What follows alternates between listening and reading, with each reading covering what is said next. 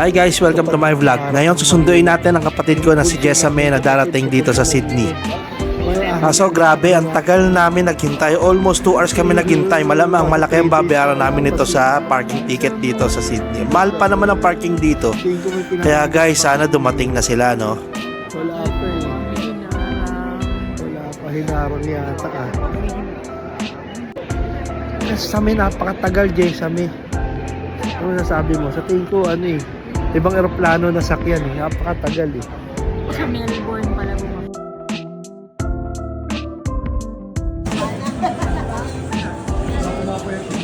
At ayun nga guys, sa wakas dumating na sila.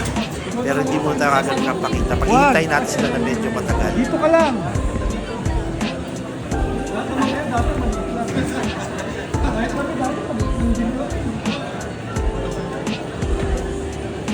At yan nga yung kapatid ko si Jessame. Tapos kasama niya yung boyfriend niya si Brian.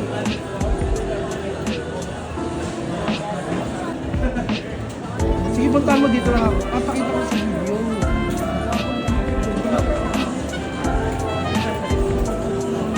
At ayun nga, sabi ko lapitan niya na para hindi na maghintay pa ng matagal. Medyo naiyak pa nga. Naiyak siya, no? Hindi niya alam, matutulog lang naman siya dito. Wala sa ibang gagawin.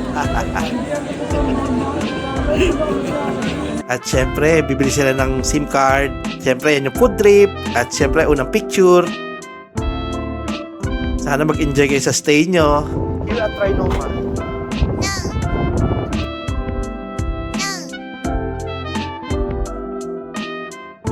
At syempre, unang stopover, fish market. Saan pa ba tayo pupunta? Lalayo pa ba tayo? Gusto nyo Yan ang lunch namin, syempre.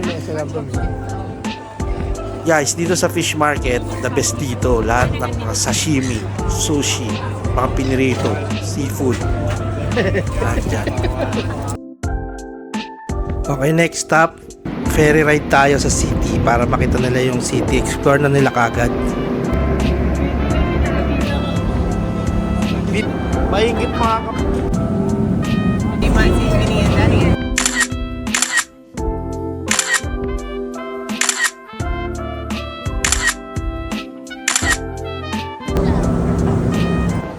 At ayun nga guys, pagkatapos ng ferry ride namin, lakad kami papunta sa may Opera House. Yan yung view namin.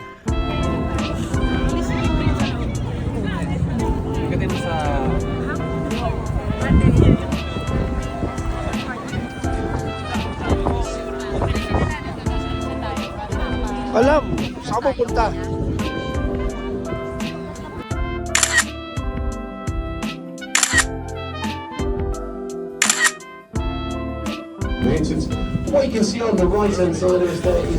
At ayun nga, next day guys, punta naman kami sa Blue Mountain sa Scenic World. Day 2 ng mga bakasyonista. Ano yan, video? Oo. Game. Video ba yan? Tapos titingin ka, tapos sabi ko, pagpalapit ka dito, sabi mo dito. Sige doon. Go!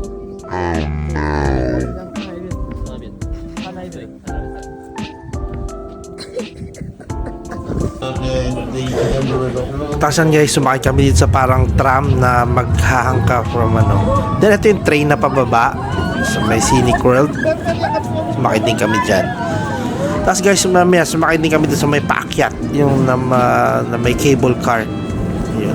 Kung yun nga ba yung tawag doon. Hindi ko rin kasi alam na ang tawag doon. Ayan guys, ang bilis yan pababa. Grabe yan, ang bilis, nakakatakot. Tapos at lapit mo sa mga bato. Dumakay sa parang kuweba sa loob. Nakakatakot. Mukha kasing hindi nakakatakot dahil sa video parang patag lang, pero grabe yan. Parang pababa talaga siya. Parang elevator halos.